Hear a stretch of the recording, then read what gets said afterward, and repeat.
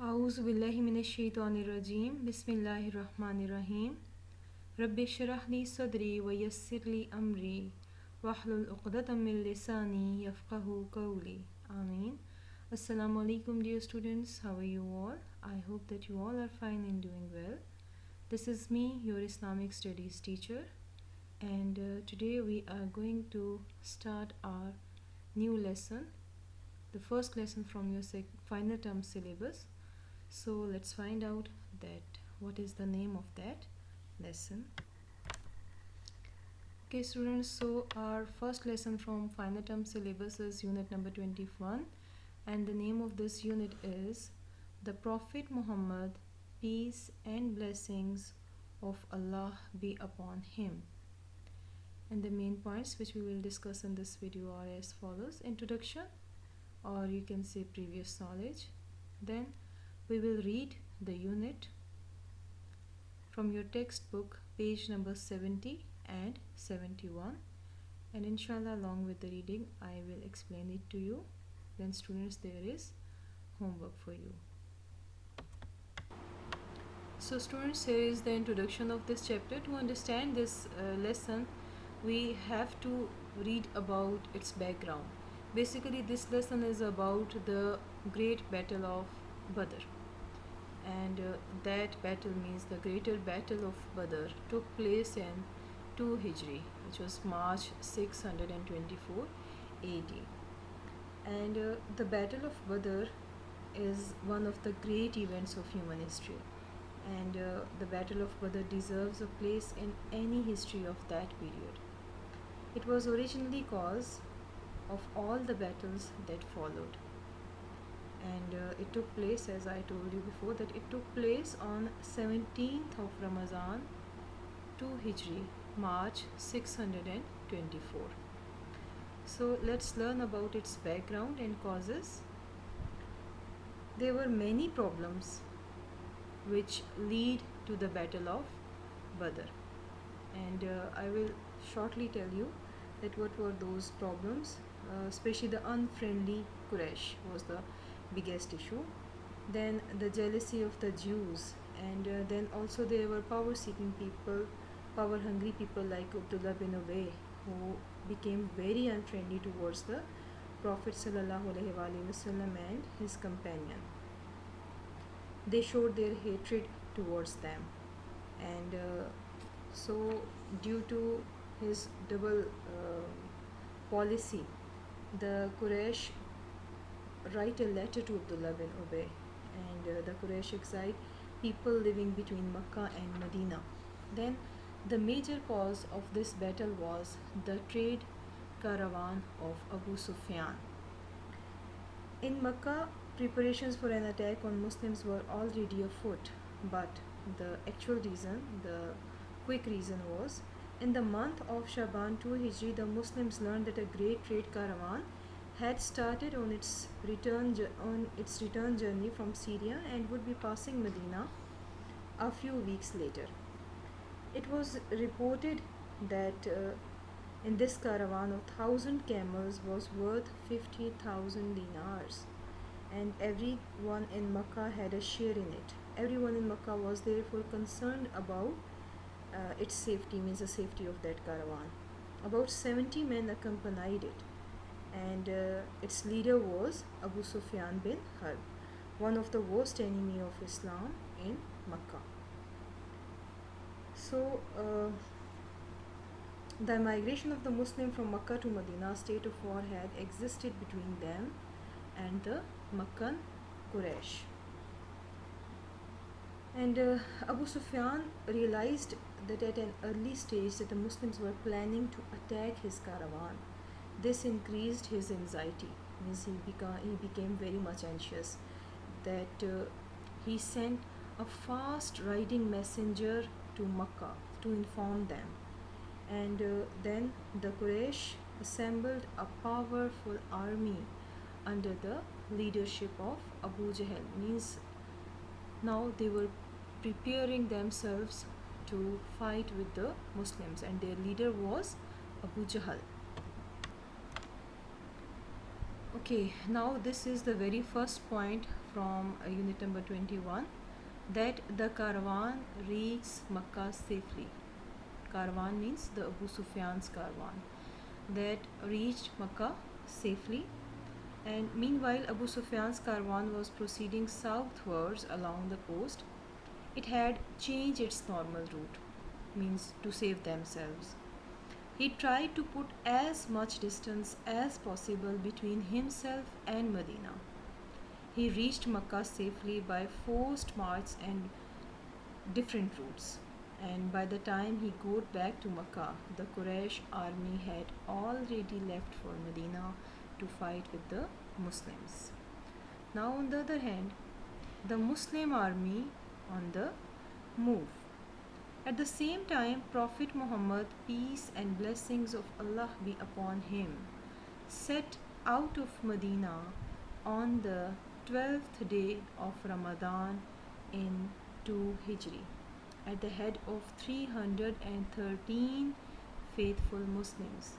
Means there were only 313 faithful Muslims, and also they were very poorly armed because they didn't have any intention to war. They didn't have any intention to fight. They had only 70 camels and 2 horses between them. 3 or 4 men were assigned to one camel, which they rode in turns. The Prophet ﷺ's companions were under the impression that they were going to attack the trade caravan actually. And they therefore did not certainly expect a bitter conflict, since the caravan was guarded by only about 40 armed men. Means they were 330 and the caravan was only consisted of only 40 people. While leaving Medina, the Prophet ﷺ appointed Amr ibn Makhtum, Allah be pleased with him, to lead the prayer, and Abu Lubaba, Allah be pleased with him, was appointed to be the governor of the city. Okay, the next point is a brave act of a teenager. They had hardly gone about a mile when the Prophet, peace and blessings of Allah be upon him, reviewed the army. Means he looked at his army and said those who were too young were asked to return. Means they should go back to Medina. They were not allowed to take part in the battle or in the attack. Those who were too young are asked to return. Umair ibn Abi Waqqas. Umair ibn Abi Waqqas was only 16 years old, and he was among those 313 men. He tried to look away so as not to attract the attention of the Messenger of Allah, peace and blessings of Allah be upon him. And he hoped that Allah might honor him with martyrdom. He was likewise asked to return because of his age. He was asked to return, but he burst into tears. And then the Prophet ﷺ then permitted him to go with the army to fight. And during the battle, he fought very bravely.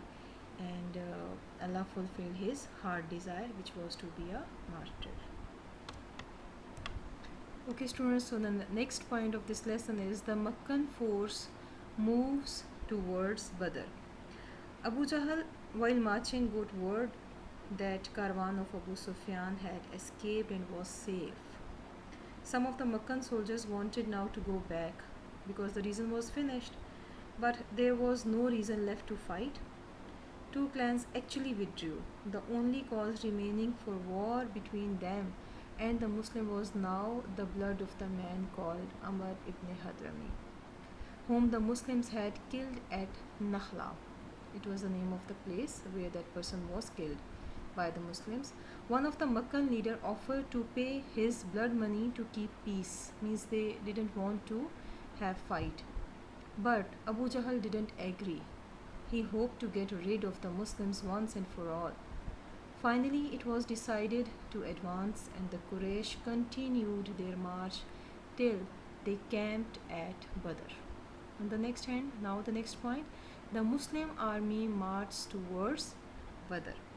The Messenger of Allah, peace and blessings of Allah be upon him, had ordered that the bells on the necks of the camels be removed. Means those bells should be removed. This was clearly, means this shows that they wanted to conceal the night march of the troops, and they continued to march till they arrived at the valley of Dafiran. And it was at this moment that the news reached that the Quraysh had come out to fight the Muslims. Means at that place, Prophet sallallahu alaihi wasallam and his companions got the news about the Quraysh, that they are coming to fight the Muslims. This news completely changed the situation. Although the caravan had already reached Makkah, the whole of Makkah, led by its nobles and fighters, was out to fight the Muslims. So this was the actual reason, because there was no way to go back now. A pitiful contrast. The Prophet, peace and blessings of Allah be upon him, and his force reached Badr on the 16th. 16 means 16th of Ramadan. And they encamped on the sandy ground, means there was a sand, and they camped there. The Quraysh had already taken up their positions on the firm clay soil, means they were in the better position. They did not have sufficient provisions, means the Muslims did not have the sufficient provisions, and they lacked proper camping facilities, because their intention was not to fight. Their camels counted only 70. They had only 2 horses, and most of the fighters were young with the little or no military experience. They stood in pitiful contrast to the Meccan force, which was consisted of about 1,000 warriors, and they were led by the expert like Utbah, Abu Jahl and Umayyah, and they had vast war materials and 600 archers. They had vast war materials and 700 camels and 100 horses, and also they had dancers, singing girls, and barrels of wine had accompanied them to keep the spirit of the arrogant Meccan running high. And on the other hand, what was the situation of the Muslims? They were full of faith. They had the strong faith, the faith of the Muslims. But in sharp contrast to all these, the Muslims possessed certain unique things which the Meccan badly lacked it. It was the flame of their unfaltering faith, and it was their God-fearing character, which is above all other things. Then there was faith in action, and faced by a powerful army more than thrice their number, the Muslims now held a council of war. The majority of them, led by Abu Bakr and Umar, they were in favor of immediate advance. Their zeal carried others with them. Al-Miqdad bin al-Aswad, an emigrant, got up and assured the Prophet ﷺ that they would not say as the people of Musa had said, that go you and your Lord and fight you too, but we shall fight on your right and your left, and on your left, in front of you and behind you. Representing, and there was another Sahabi, there was another companion who was representing the Ansar, Saad bin Muaz. He said that they were prepared to jump into the sea if the Prophet ﷺ commanded. The Messenger of Allah, peace and blessings of Allah be upon him, was delighted at Saad's impassioned speech. His face beamed with satisfaction, means now Prophet ﷺ was very much satisfied, and he then said, march forward, go forward, and have good news. Allah has promised me one of the 2 things. And what were 2 things? Means the caravan or the Meccan force. By Allah, it is as though I see the enemy lying prostrate in the field. Okay, students, for now we will stop our reading here, and inshallah in the next week we will continue our lesson. Now we will move to your homework. Okay, students, so here is your homework. You are directed to read unit number 21 and read especially page number 70 and 71, and try to read it at least for 2 times. Then activity A, question number 1 to 9, you are going to receive the worksheet, and you are directed to do you are directed to write these questions and answers on your notebook and then learn them. And here's your homework, the do activity B. After reading the chapter, you will be able to complete it. This is very simple and very easy, and you can do it by yourself. Then make 10 MCQs from this unit number 21.